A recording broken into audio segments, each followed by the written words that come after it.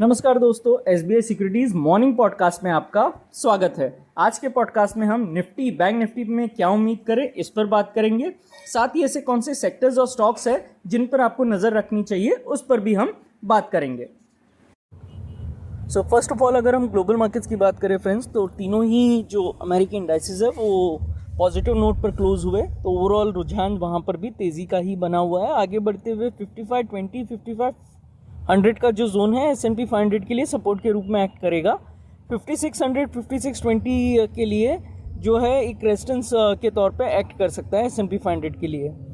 पिछले दो कारोबारी सेशंस में ब्रेंट क्रूड ऑयल अपने 200 EMA के नीचे ट्रेड कर रहा है।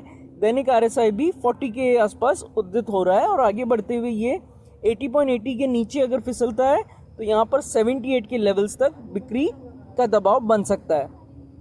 बात करें निफ्टी के व्यू की, तो सोमवार को बेंचमार्क इंडेक्स निफ्टी आज सुबह 11 बजे निर्धारित बजट से पहले एक सपाट नोट पर समाप्त हुआ है और दैनिक पैमाने पर इसने एक जो है उच्च वेव वाली कैंडलस्टिक बनाई है, जो इंगित करती है कि बाजार प्रतिभागी जो है घटना के परिणामों की प्रतीक्षा करते हुए नजर आ रहे हैं। आगे बढ़ते हुए 24440 24420 का जो जोन है इंडेक्स के लिए सपोर्ट के रूप में एक्ट करेगा फ्रेंड्स।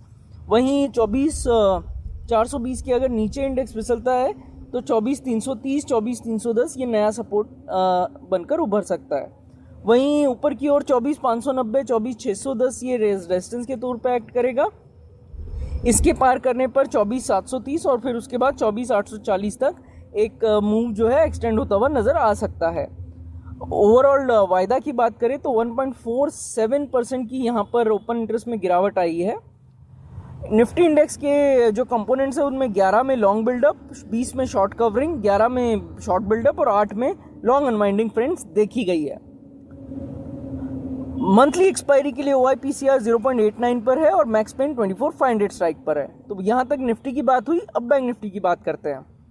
पिछले 10 ट्रेडिंग सेशन से बैंक निफ्टी 52818 51749 इन रेंज में कंसोलिडेट कर रहा है, ट्रेड कर रहा है, यानी अनिर्णायक कैंडल्स ही बना रहा है।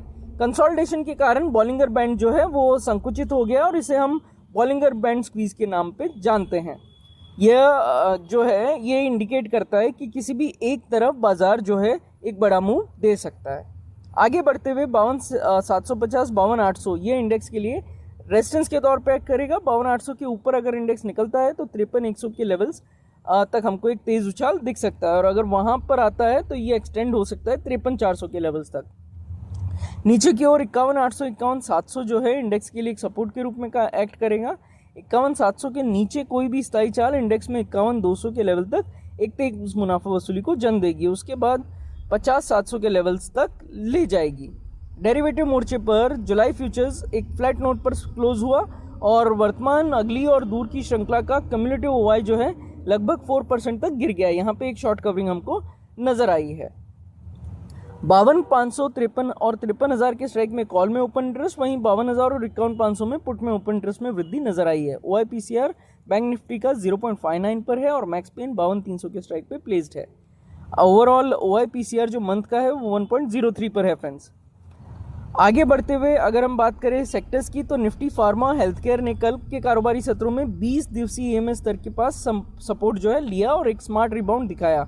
हमारा मानना है कि ये शॉर्ट टर्म में बेहतर प्रदर्शन दिखा सकते हैं। सोमवार को होटल, सेलेक्टिव सीमेंट स्टॉक्स और इनके स्टॉक्स में एक मजबूत वॉल्यूम के साथ तेजी देखी गई है। तो ये जो सेक्टर्स हैं या इनके स्टॉक्स हैं इनमें ज़रूर फोकस होना चाहिए क्योंकि ये आगे भी एक अच्छा प्रदर्शन दिखा सकते हैं।